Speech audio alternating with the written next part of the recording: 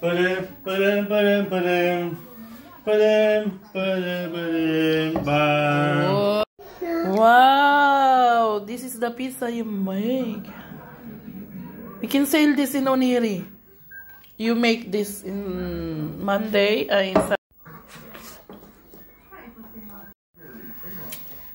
Look guys, kain tayo ng pizza ni Mr. Petro.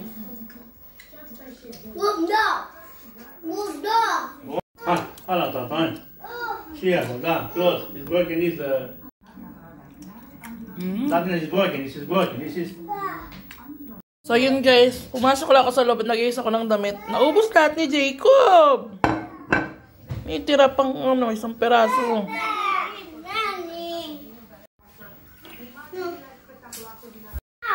Hi, Mari. Hi, that's it. Eat it.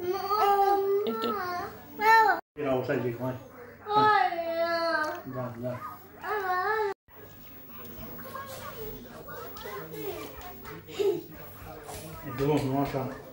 Hi guys! So sa Sunday po ay baka po magtinda kami ng pagkain doon sa Pilipino na tambayan, doon sa Oniri. So nakita nyo naman sa dati kong vlog, di ba? So magtitinda po ulit ako ng lutong ulam, kaldereta, beef kaldereta and adobong manok na yung may dilaw, adobo sa gata. So, pag baka magluto si Petro ng pizza at yung magtitinda ako.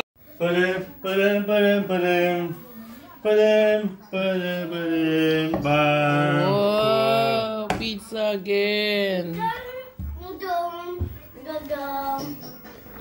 Pizza overload, cheese overload. What's the name of your pizza? Mr. Petro Pizza. Sana all. No. So guys, kukuha po tayo ng isang slice ng pizza. Jacob, don't play like this. Daniel, yeah. It's so hot guys, kasi kakaahon lang dito sa oven. Yeah, boy, there. Where's Jacob?